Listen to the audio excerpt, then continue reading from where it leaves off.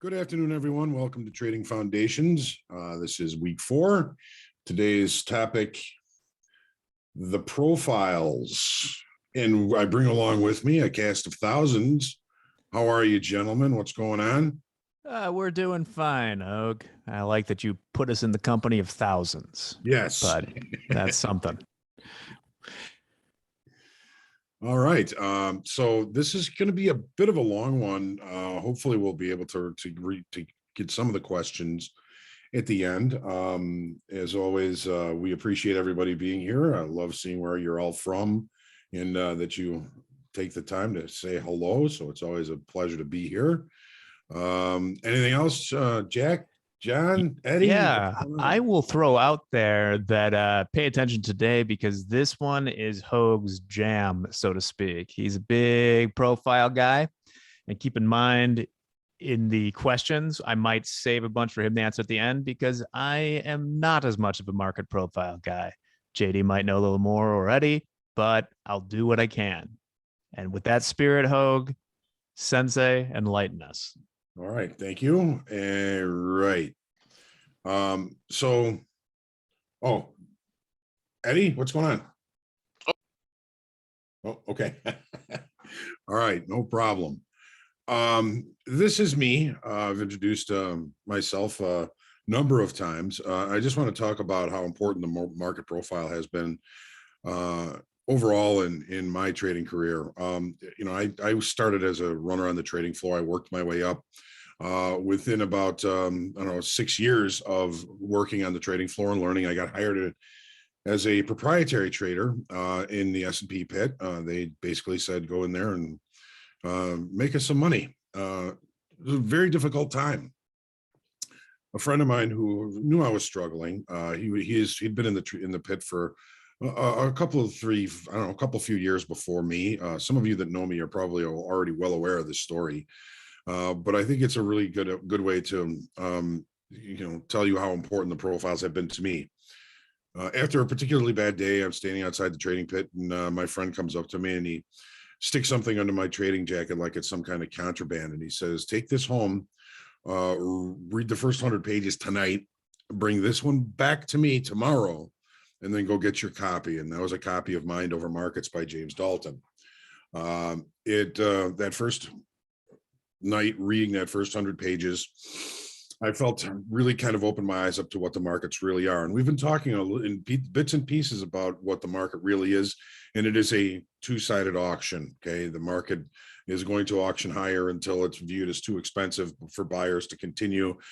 It'll attract sellers. The market will usually quickly move away from that area, and it'll auction to the downside to a point where sellers will believe it's too cheap, and the market will then, sellers will back off, buyers will take in, and then you get this rotation that occurs in just about every time frame. We talk about when we look at the market to come up with trade ideas, to come up with levels. We're always looking top down, monthly, weekly, daily, 4-hour, 30-minute, whatever it is, whatever your system is, to be able to recognize the auction process and in many time frames is really what the market profile is about. It's trying to paint a picture of the auction process, and in the process, that market generated information is speaking to us and telling us where good trade locations might be. It's not a signal indicator. It's not going to tell you buy here and sell there. It's a context tool. It's a tool to use consistently to put context over the marketplace. When somebody comes to me and asks, how can I become consistent in the marketplace? I ask them, what do they bring consistently to the marketplace? And your lens and the way you view the market is extremely important to use consistently. Otherwise, you're going to be a strategy jumper. You're going to really have a hard time really kind of keeping a pulse on the marketplace. The market profile is really just a different way to organize the information that the market is creating for us. It was the original text is called Markets and Market Knowledge, Market Logic, Markets and Market Logic. It was by a gentleman by the name of Peter Stadelmeyer. Some of you may or may not know his name, but he was actually an acquaintance of my dad's on the trading floor. You know, my dad was a trader, and he was also charged with managing the hedging positions for Ralston Purina. Ralston Purina is a huge manufacturer of animal feeds. You probably heard of Puppy Chow. That's Ralston Purina. Soybean protein is one of the major parts of the feeds that they manufacture. And my dad was basically touching and talking to Pete Stottlemyre about different ideas and different levels that he could use to number one, trade, of course, and also to use for the hedging business for Ralston Purina. Pete Stottlemyre donated the theory of market profile to the Chicago Board of Trade. So now the Chicago Board of Trade owns the trademark for it. The market profile is, again, a different way to organize the information that points out the, excuse me, I apologize, that points out the value where the market is spending a lot of time, and also points out acceptance over time, also rejection of price over time. So what we're going to do today is we're going to talk about the profile. We're going to talk about the vocabulary involving the pieces of the profile. We're going to put a profile together. We're going to see how related it is to the 30-minute chart, but how different it looks. And we're going to take a look at some of the day types and talk about what some of those day types may mean. There's nothing, again, finite in futures trading. So the market profile is, again, a different way to organize information. And like any tool that we're using in trading, whether it's a particular chart type or an indicator or some sort of drawing tool, some sort of and anything we're using for our decision making in trading is something that's going to take time and experience to get your head wrapped around, number one, and number two, to develop secondary functions in and around the information that any instrument is giving you.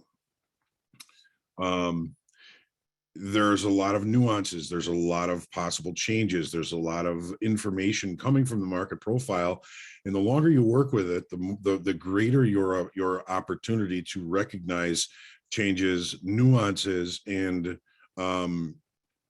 opportunity with the profiles, the greater it's going to come, the longer you continue to work with it. The one thing I do love about the market profile is it's giving you information in real time. Changes occur in the profile in real time. When we're looking at some sort of indicator or stochastic or anything like that, even moving averages are based on what has already happened. Things that change in the profile can sometimes foretell what might happen here in the near future. The profiles also keep me in tune with the market to the point where one of my dad wisdoms has always been the market always looks the best at the top and the worst at the bottom. Looking at the market profile, you're going to be able to, I think, recognize when all of the talking heads on TV are saying that the market is ready to go to the moon. Some of the things you may be able to recognize in the market profile may be saying something different. A lot of our best trades are usually going to be quite contrary to popular opinion, and the best trades are often right in the face of the most recent market activity. It is important, of course, with anything that you're learning to do in a performance such as basketball, baseball, football, or trading, to remember that it takes time. Be honest with yourself in your review. And of course, you do certainly want to review. You want to be well aware of your level of competence with the tools that you're using. And always remember, even after the years that I've been looking at the profiles, you don't know what you don't know. There's always more to learn. So remain humble. The building blocks of the trading profile. The profile is based on a bell curve theory showing the concentration of acceptance of time through time and areas of rejection with of little or no time. Again, vivid visual changes occur as the market changes from balance to imbalance. I had a point here.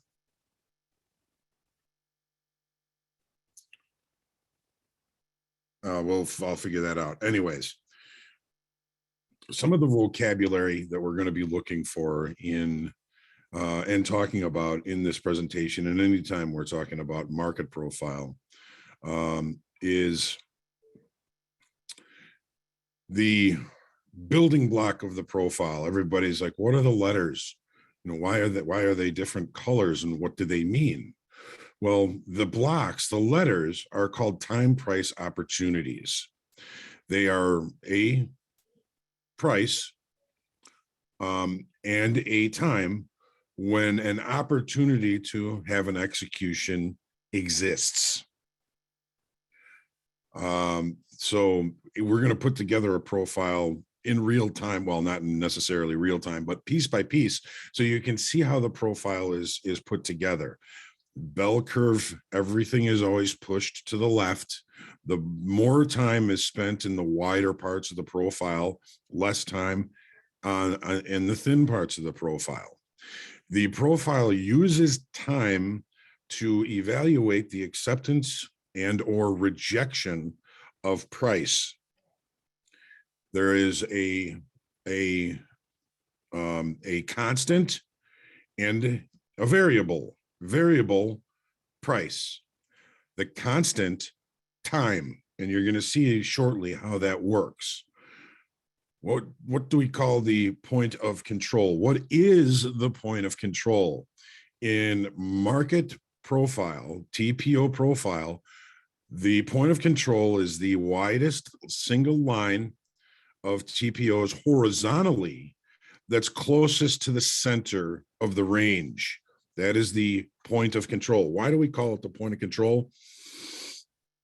Because it is considered the fairest price of the day. It's the most centrally located price that was most revisited time and time again throughout the trading day. The TPO profile here is represented here by this red caret. Now there's also volume profile. Volume profile is right here. This gray bell curve is showing what the volume profile looks like.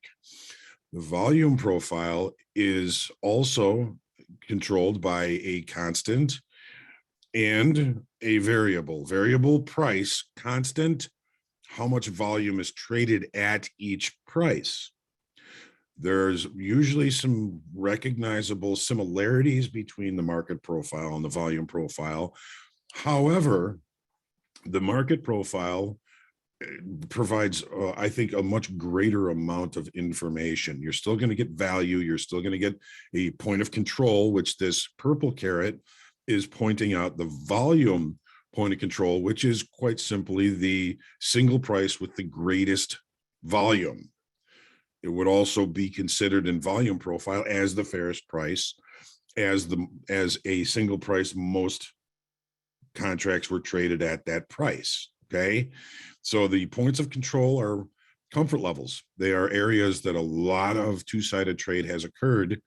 And when it comes to day trading, generally speaking, not the best place for an execution. It's the gooey middle. It makes everybody get warm and happy and fuzzy, but generally not the best place to trade. And you'll see why. The value area. Okay, the value area is basically a standard deviation from the mean. Oops, hang on, we're not there yet.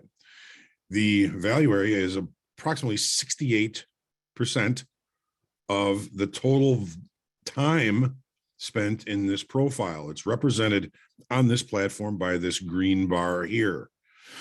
Again, 15% of the activity in this session occurred below value. 15% of this session occurred above value as it relates to the point of control.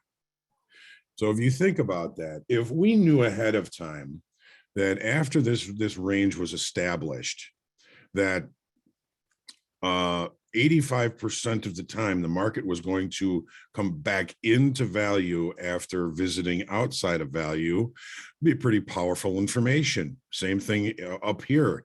15% of the time has been spent up here, and if we can expect the range not to be extended, sales up here have an 85% probability of being able to be liquidated inside value, not necessarily the other extreme of value, not necessarily at the point of control, just back inside value.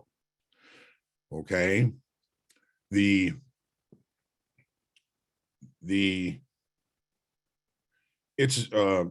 just looking over at the questions here, Spencer. It's a standard deviation. And you'll see why that it has a lot to do with the diffusion of innovation. We're going to see that model here shortly. The value area can provide wonderful opportunities for us. In a range-bound day, we buy below value, we sell above value. When we come back inside value, we have the opportunity to take that off at a profit. As long as the range isn't extended, it's an 85% probability.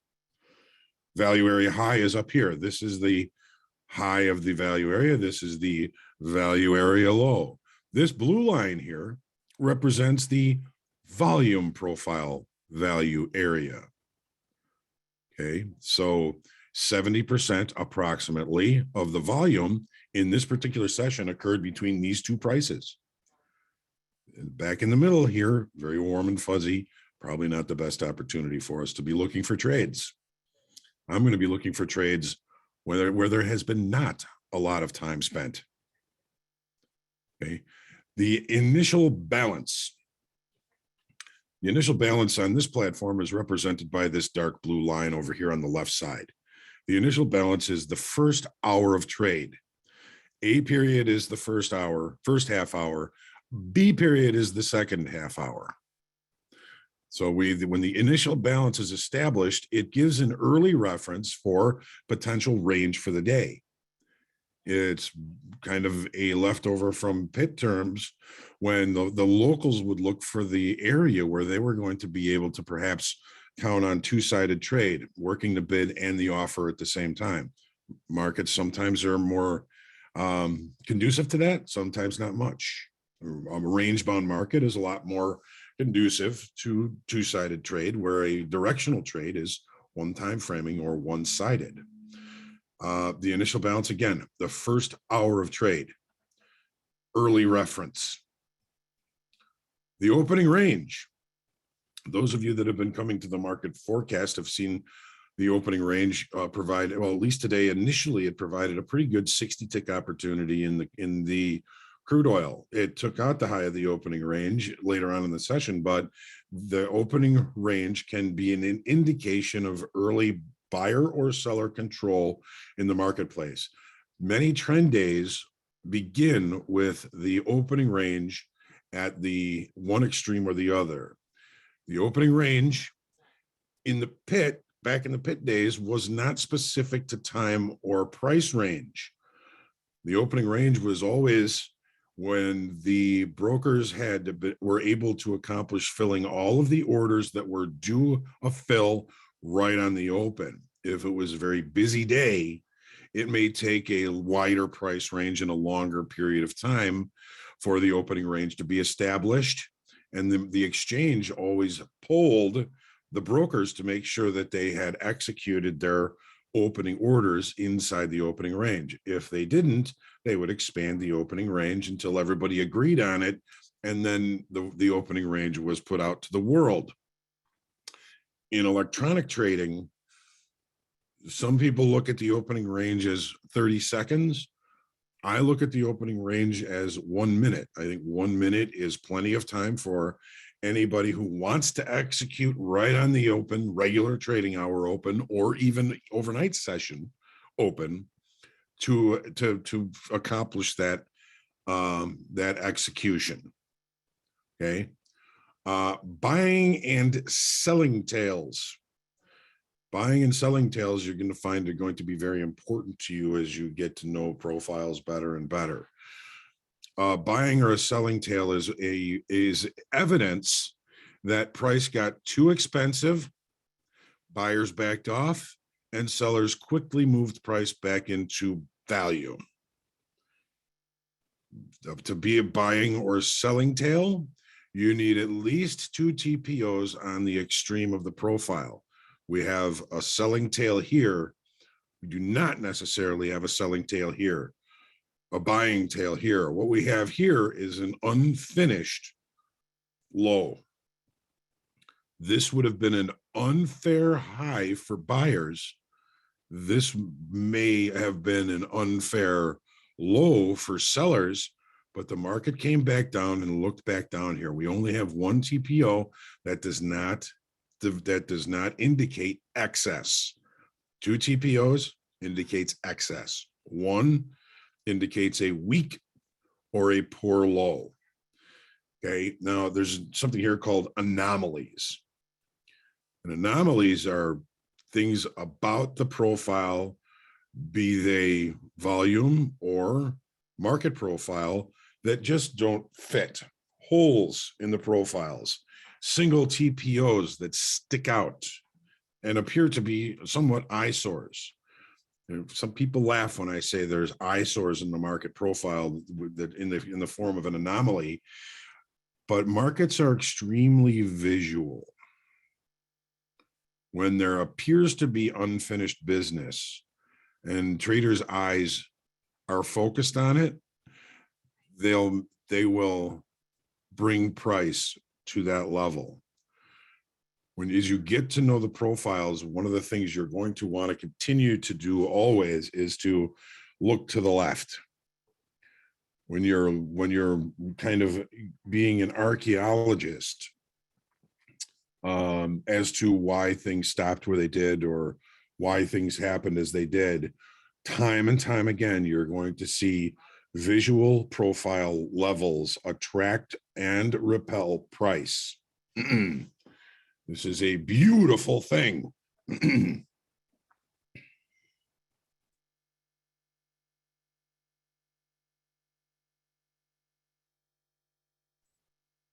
Forgive me. Let's put a profile together. Okay, this is a period. The market opened at this price. The opening range was from here to here. The range for a period is currently the initial balance. As long as this market remains in this range, it does not matter how many times it rotates or trades at any of these prices, because it is a time-based tool. A period can trade 10 times through this range, but only 1 TPO is assigned at each price. 30 minutes. The next bar opens, B period opens, trades up to this level, and then extends the range down below A period, but is all pushed all the way to the left, and it also extends the initial balance. No matter how many times the market rotates in B period, only 1 TPO per price is established. That is, the constant is time. The variable is price. The constant is time. One other thing that we want to notice about what happens when the B period extends the range lower. This is the point of control in A period. It's the widest line of TPOs closest to the center of the range. Only one TPO exists. The center of the range is going to be the point of control. When B period opens and trades up to here and then extends the range lower, the point of control has moved lower. 1, 2, 3 ticks. Okay, so the point of control can be moved over time or range extension. So now we've got a little bit wider range. Now our initial balance is established. C period opens up, trades below B period, leaves 2 TPOs at the bottom. We still have excess to high here. But again, no matter how many times the market rotates in this third 30-minute period, only one TPO is represented for each price that is traded. Time is the constant. D period opens, trades a little above B and C, still have excess at the high, still have excess at the low.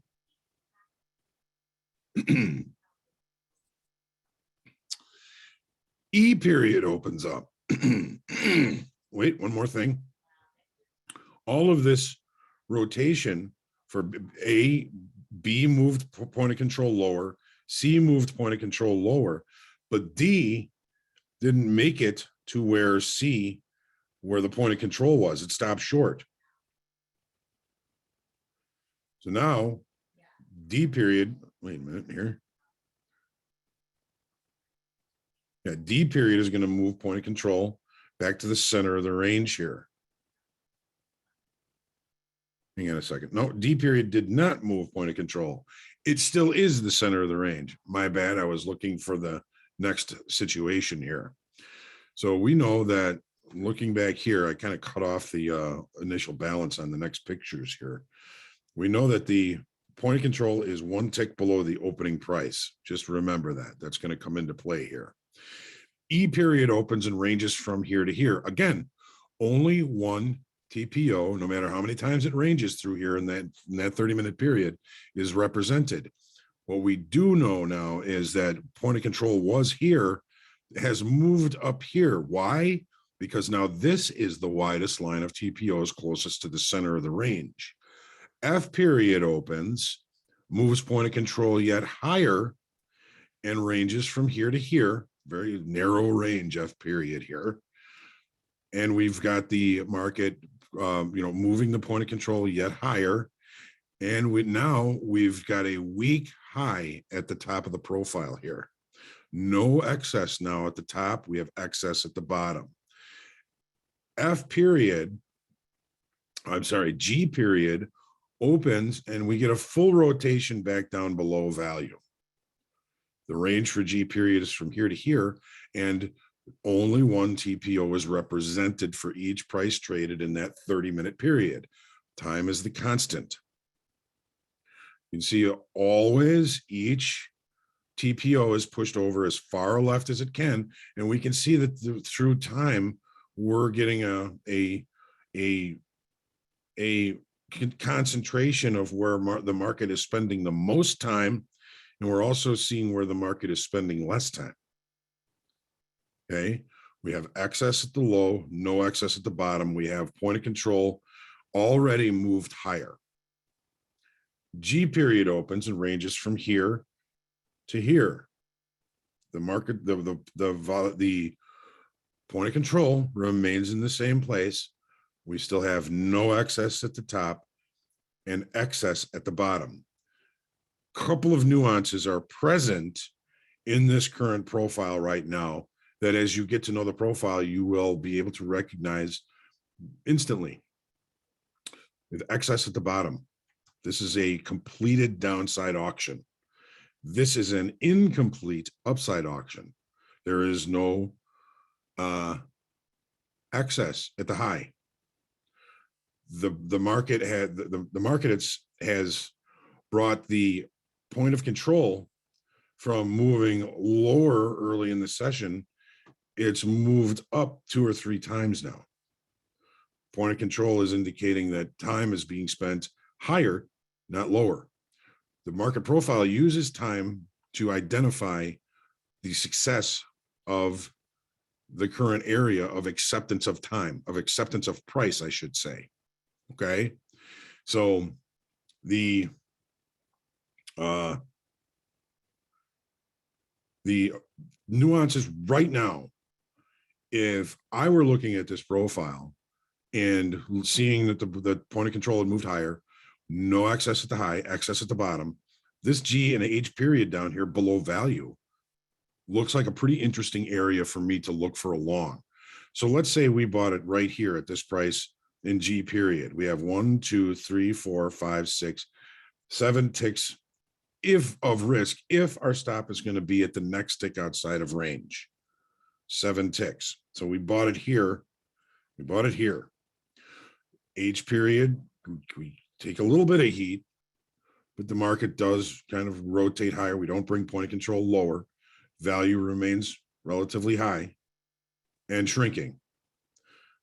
If I were looking at this profile, I would be kind of thinking, okay, excess at the low, point of control moving higher. Most of the, half the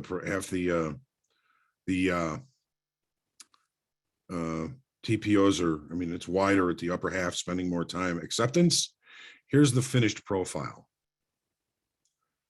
Now, we already know what the finished profile looks like. I already know at least, but this is a kind of a typical range extension for an incomplete downside auction. JI period comes up, J period gets the range extension going. Point of control is now moved higher a little bit here because of J, and again, because of range extension. And now finally in L period, we end up with a completed upside auction in the market. If the market was to continue, it may just fall into rotation again because we have excess at the extremes. If I were to split this profile, so instead of all of the TPOs being pushed over to the left to create the bell curve, it would look like this. It's exactly the same information as the 30-minute chart. The market opens here, ranges to here, and closes here. The market opens here, ranges, and closes here. The market opens here, looks higher, ranges lower, and closes here. C period opens up here, looks lower, comes up to the high of B period, and closes here, where the market opens the next, and so on and so forth. So here's J period is a really good one. You can see the market opened in this spot right here.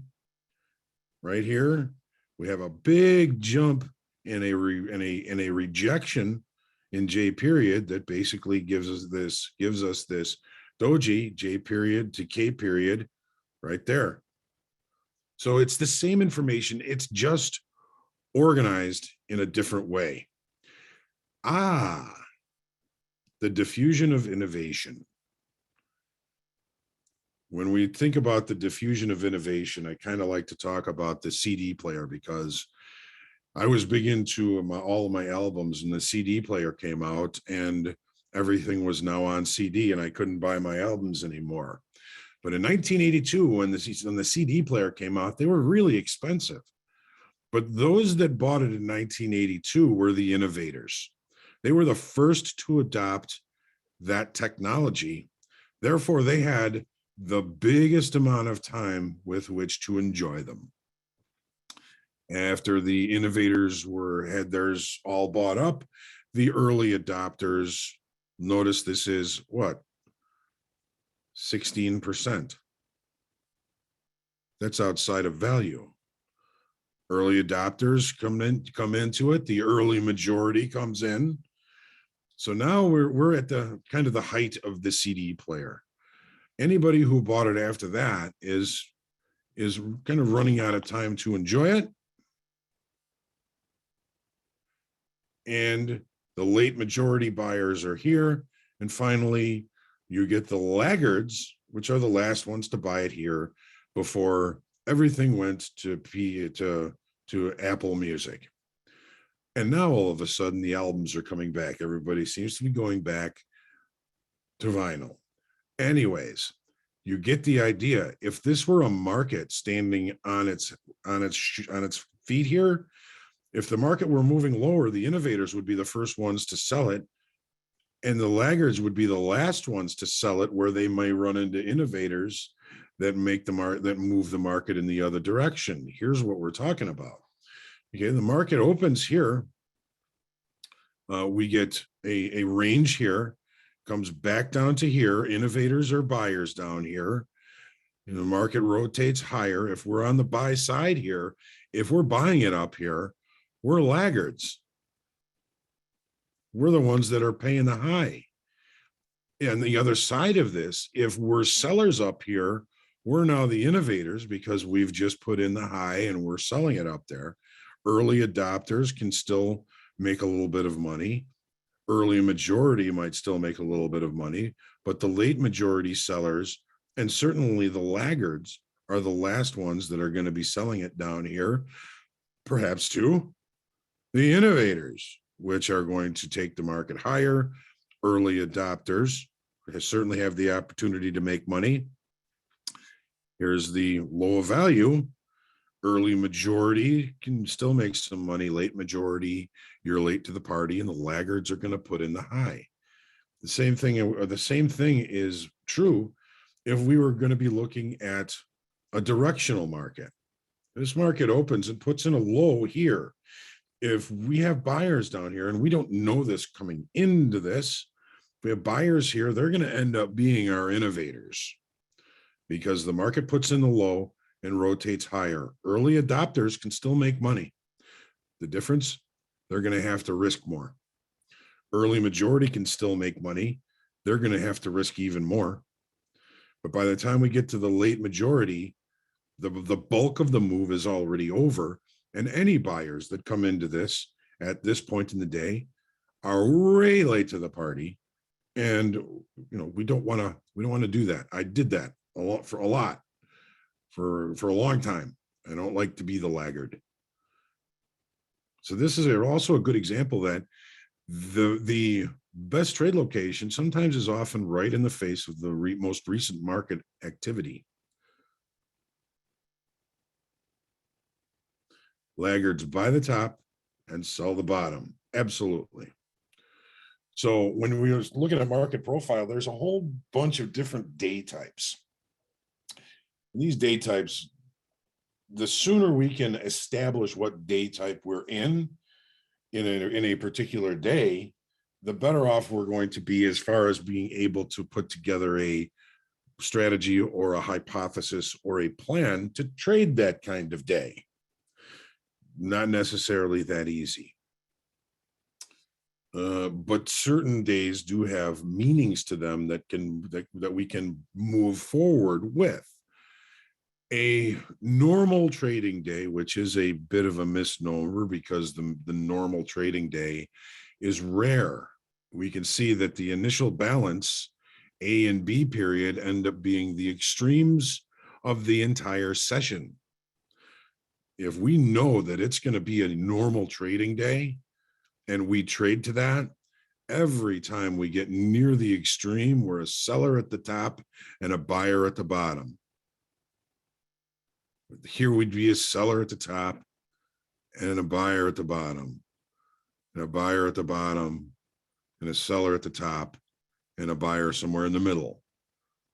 Sometimes you get full rotations. Those are beautiful days.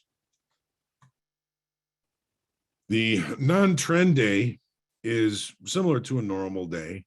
It's just such a narrow range that it really doesn't have good reward over risk to bother trading a day like this, unless there's a major change and this is left behind. You can see, even if we were to, buy below value near the end of the day here, it's hard for us to even get a 2-to-1 reward over risk on a trend day. Trend days tend to be days before holidays, or if the market is open, maybe even in an abbreviated way. The markets may just be very narrow, not big opportunity, difficult to find good risk reward in a day that's too narrow to find it. The double distribution trend day. We talk about these quite a bit on market forecast. The market opens, the initial balance is established. The market ranges for about 2.5 hours here in this particular double distribution trend day. Something changes and the perception of value drives the market lower very quickly. These single TPOs indicate rejection. So now we have rejection at the high, we have balance, we have range extension that becomes rejection of higher pricing when we start to balance in another area. Sometimes when we open the following day between the areas of balance, we may fall into a day of repair, which the market may trade to a point of control in this upper distribution, and then maybe trade down to a point of control in this lower distribution. Because they're two different distributions of balance, that's why I would give them their own points of control. The trend day, opening range to low of the session. We have a weak low here. This may have been a trend day that was created by a news event. Quite often, a news event can create a trend day or a double distribution trend day, but a trend day is usually signified with a excess at the low or the opening range at the low of the day, the market moving higher, and buyers of all time frames falling over each other to try and buy this product, be they short below or be they just looking to take advantage of upside price action for profit. The trend day usually begins at the low and ends at the top. Trend day. What can be assumed about a potential trend day, about a trend day? They're emotional. The fact that there's several areas where the market goes from single TPOs to a couple, single TPOs to a couple, single TPOs to a couple. This is a very emotional move to the upside. Sometimes a trend day like this can trap short time frame traders too long.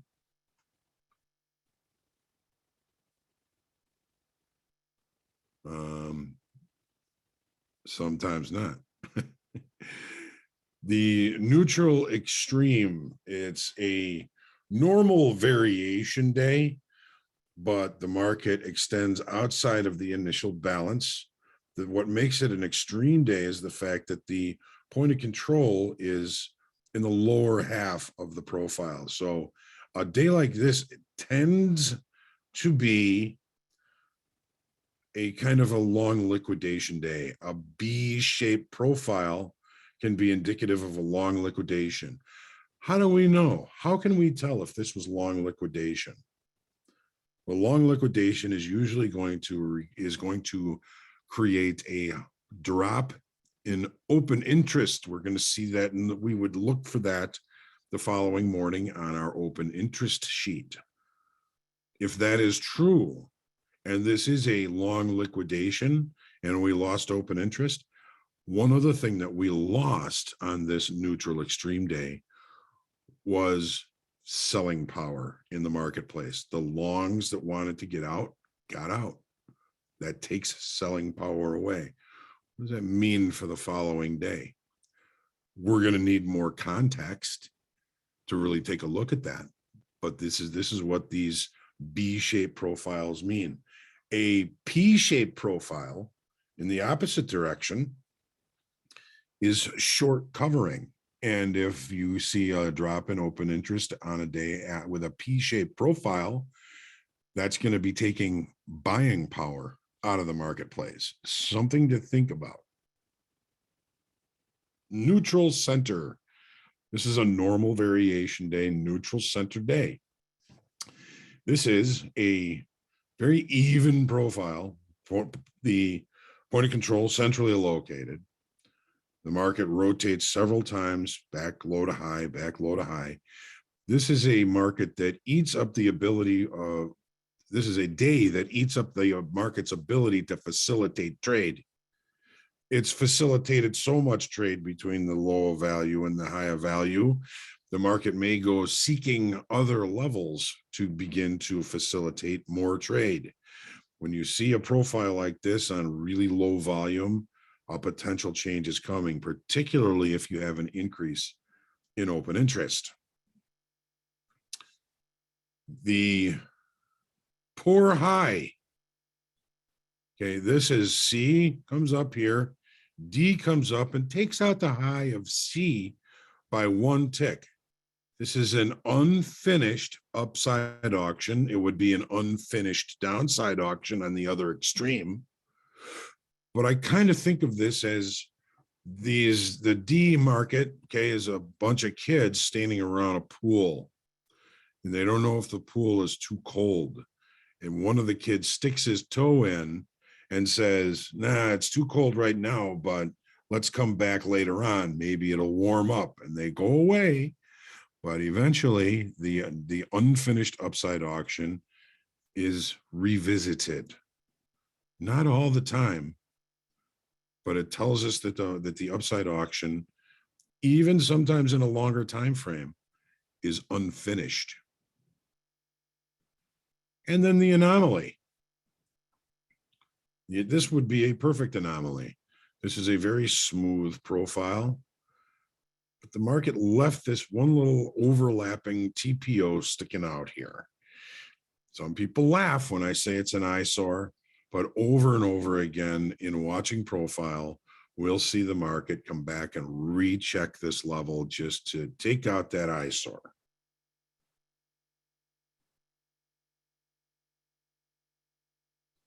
Okay. The markets are extremely visual. So when we think about that, the market's job is to facilitate trade. It's all about price discovery and risk transfer. Ask yourself with anything that you're using to look at the markets, whether it's charts, whether it's whatever, ask yourself, what is the market attempting to do, if anything? Is it attempting to continue to move higher or take a move higher? Is it range bound? Is it attempting to move lower or moving lower? It's attempting to do something. And then ask yourself, how good of a job is the market doing getting to where it's attempting to go? Now think of the auction process. Okay, is the market spending time in the direction that you believe it's trying to go? Is volume increasing in that direction? If it's range bound, probably not. But if the market is directional, you're going to want to see at least initially volume continue to increase. Value is day over day, value continuing to move in that direction. And how much? Is it outright higher, or are there lots of overlaps? Open interest, okay, volume, open interest, all important to the auction process. Is open interest increasing or decreasing? What's the context of the market with that market or that open interest increasing or decreasing? Confidence, conviction, direction. When the market is going one direction, it's like a table with four legs. There's volume, there's momentum, there's participation, and sometimes confidence. Any of those are missing, you want to notice. When it comes to the market profile, as with anything, you're going to run into cognitive dissonance. Cognitive dissonance is having inconsistent thoughts or feelings about something related to something that you're looking at in the marketplace. This is a more literal definition of it. There's always going to be information in anything that you're looking at that is contrary to other information. As you get to know the profiles, you're going to find it's important to be able to recognize the nuances. Nuances are weak highs, weak lows, finished or unfinished auction processes, single TPOs, double trend days, all the different types of days, anomalies, those are all considered nuances. And what nuance is most important at that time is what you want to start to recognize. And it's going to be different all the time. The markets are always changing. 1+1 never equals 2. And when you get the right answer, the market's going to change the questions. Market profile is no different than becoming an expert at any other tool or instrument that you're looking at. It may speak to you, it may not. I found that people that are visual learners, and a lot of people are, I went to art school. I found that the visual things, the visual changes were what were speaking to me about the market profile. It is visual learning. Think about things that don't fit. Okay. Sensing when something is wrong or unusual can be a nuance for good trades or trades to stay away from. Market profile is more than a set of rules. It's not a signal indicator. It's not going to say buy here and sell there. It is market knowledge. It is just a picture of the market and what the market is trying to tell us. It's market generated information. There's also self-knowledge, of course, involved in this. If we don't know ourselves, as everybody knows how important trading psychology is to finding success at this. Secondary functions. When you're looking at the profile at first, there's a whole lot of different things to be thinking about and looking at. Think about when you first drove a car. You had to think about, okay, where are the mirrors? How do I back this thing up? All right, where's the brake? Where's the accelerator? All right, how do I put this thing in reverse? Which way do I turn to look for somebody behind me? Finally get out on the street. Okay, now I got to put it in drive. All right, I got to turn the wheel this way if I want to go that way. And you're driving and you're thinking, okay, I want to turn right here. Which way do what do I do with the turn signal indicator? Do I go up if I go right? Do I go left if I go right? I'm not quite sure what I'm doing here. So everything that you have to do about driving that car has to be consciously thought about. As you get to know profile or any other instrument or chart or tool that you're looking at, you're going to be able to start to create those secondary functions where you're not going to have to think about it. I'm sure if you've been driving a car for a year, you could drive a car to California without actually ever really thinking about what it takes to drive the car. Okay. The market profile offers you the opportunity to challenge the rules. It shows you levels where other traders have perhaps taken trades and give you the opportunity to stay away from the herd, because we know that most other traders are never going to make money. If we're doing what they're doing, we can accept the same outcome. What the market profile offers you is a holistic view of the marketplace. Holistic, characterized by the comprehension of parts of something as intimately interconnected and explicable only by reference to the whole. It is something that the pieces put together are greater than the sum of those pieces. You look at them all together, you digest, you hypothesize, and the market offers the opportunity for you to recognize that hypothesis as correct. You trade to that hypothesis. The whole of the profile, the self-knowledge, the secondary functions, all of that is a whole, again, greater than the sum of its parts. I forgot I put that on there. So thank you, and I hope you found this interesting. And there's the forecast, there's group coaching, there's recaps lately that I'm doing. Questions are always welcome, and I will get to them, as many of them as I can, with all the things that we do. Gentlemen, what did you think of that? My Lord, thankfully nobody said that I was on mute for the 2 seconds I was on mute. Always the first to realize that. What a presentation. Got a lot of positive feedback here in the comments. I won't flatter you too much, Hogue. I was in the spreadsheet mines for a while there. One thing I'll throw out there, the JD suggested on our Slack is we're thinking about, and we'll ask for feedback at the end of the course of what we're going to do for new courses, like week-long things and stuff like that. And I think you should do a whole week on the profile because Lord knows it's your thing. So let me just, one comment is Spencer said, I think we spend a little extra time in the market recap every day to look at the market profiles and not just the 30-minute candlestick, classify the day type, etc. Could be interesting. We'll take that feedback. We'll start that today. Yeah. Let me start at the top here. Ryan, I see JD's answering you, but he asked, thanks for the classes. Where can I get more data for TPOs? Seems like through Trade-Evade, I can only get a couple of days back. Thanks. Yeah, that's kind of a feature of Trade-Evade. If you watch the market forecast, the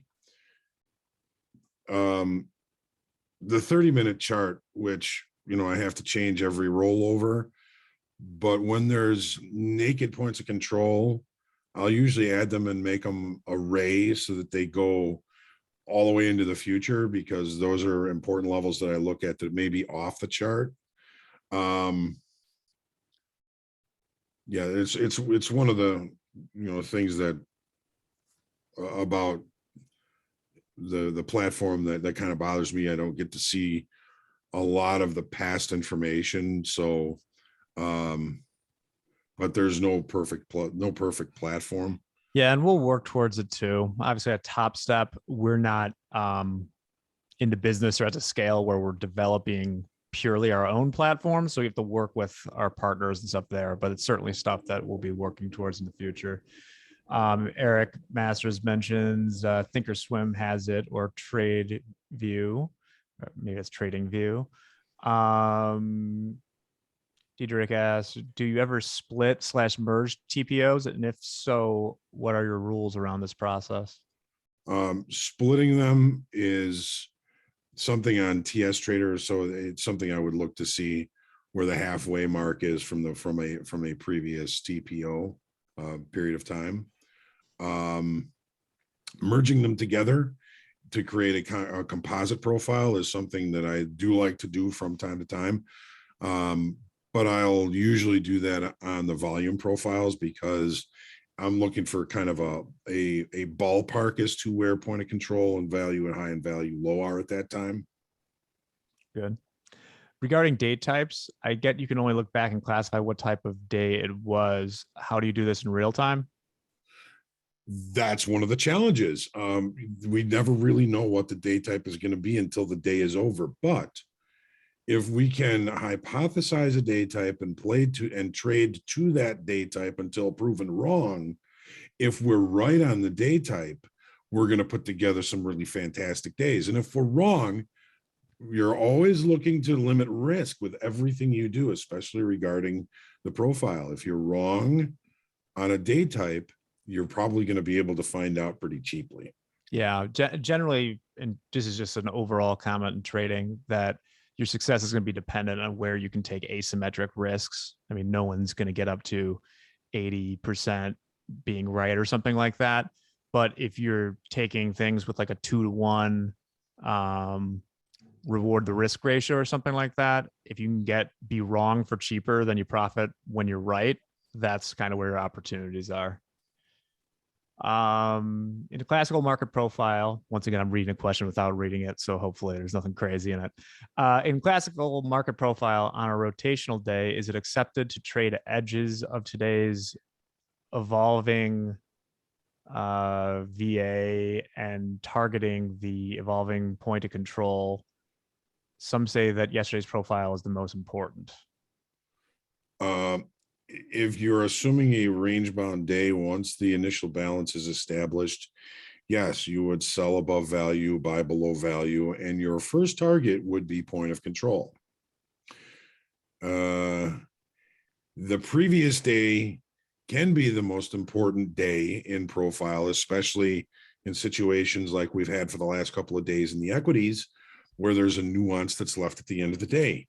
In other words, the late spike we've been seeing, and seeing what kind of day we're having today, it looks like we are, yeah, we are, oh, hang on. We're still holding above the base of the late spike. We tested below it. The day is, kind of looking like a short covering day.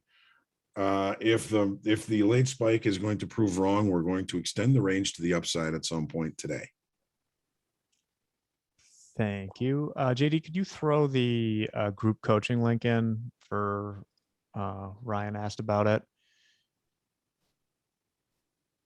And do you combine TPO and volume profile? How?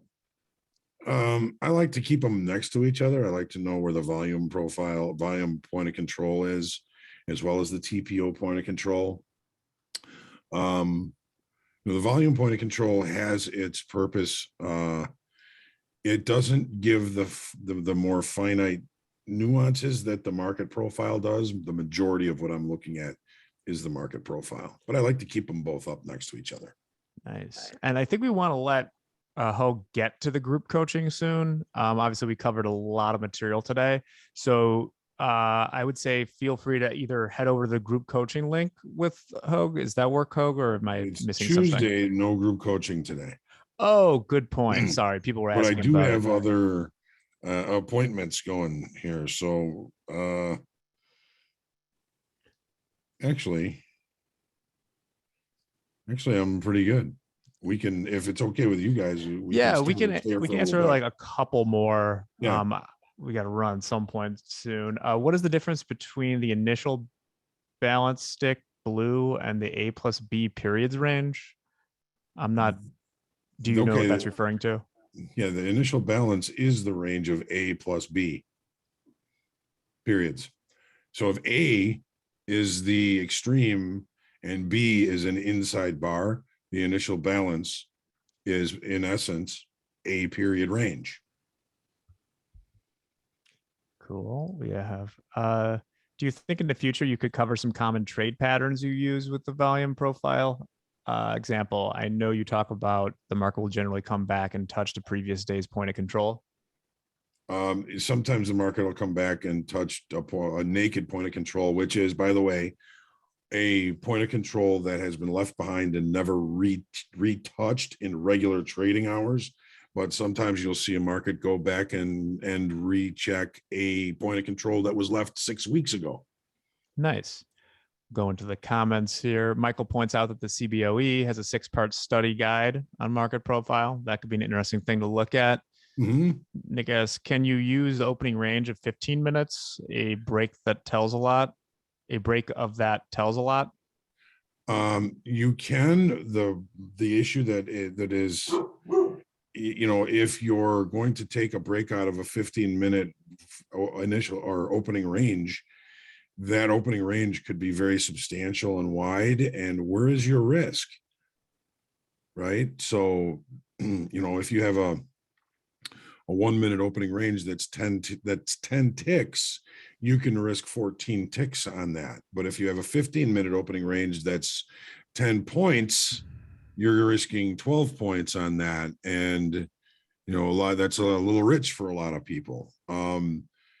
It all depends on how you use it. If you get a break out of a 15-minute opening range, you may be thinking that the market should not come back to that opening range, and therefore you're not going to risk that much. Great stuff. All right. One last thing before we go, and we can. Oh wait, Hogue, do most traders use the first half hour or hour as the opening range? Opening range, most traders use either 30 seconds or 1 minute for the opening range. The initial balance is the first hour. Great stuff. I just want to point out we'll answer questions tomorrow on here plus group coaching. This was kind of a packed one today, but you can also see Hogue go through the market profile stuff on our YouTube channel every morning at 7:45 and in the afternoon at 3, except on Thursdays where at 3 Dan and I are there. I don't know if you guys have met Hodgman yet, but we do the recap plus a short, like a half-hour podcast. And then if you go to the coach's playbook, we talked today about how we choose levels, looking at longer term charts. So that's Tuesday at 11:30. Always down for having people ask questions there. Last one rolling in. Angela Burton, do you use hard stops? I think we discussed more. We actually had a coach's playbook. It was a podcast 2 weeks ago where we talked for like a half an hour about stops.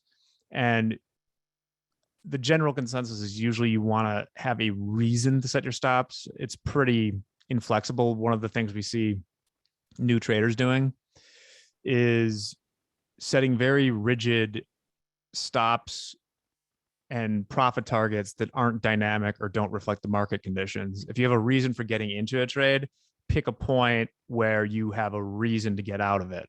And we could talk for an hour about stops, but also most important first thing for beginners with stops is you should have them, you need them, but balancing the size you're trading. Oh, there you go. JD just posted the video, but the most important first thing is just to balance the size that you're trading and how much movement you need to know that the trade is like signal and not noise. If you're trading in a way that you just have like a 3-tick stop, you're probably trading way too much size. If your stops are getting tripped, just a normal sort of not movement, just malarkey, noise, whatever else. You want to trade less size and spread those out more and have a reason for where you would get out. And then we go in that video, we go into trailing stops and how you can do that more sophisticatedly. I think that's a word, be a weird one to not be very unsophisticated. Ways to do that in a more sophisticated manner than just bringing up your stop every time it goes up a little bit. There's volatility stops, time stops, things like that. So, Oh, why don't you sign us off here? Great day. Right. Thank you. And gentlemen, thanks for joining me and in answering all these questions. Yeah, trailing stops are an art form more than a science. They're very difficult. I've never been that good at them. So, but looking forward to tomorrow again. Tomorrow, we're talking about, well, the next couple of days, the business plan, the trading plan, context, hypothesis, all of the good stuff that we think about before we even get into the trades. So have a good night. We'll see you tomorrow.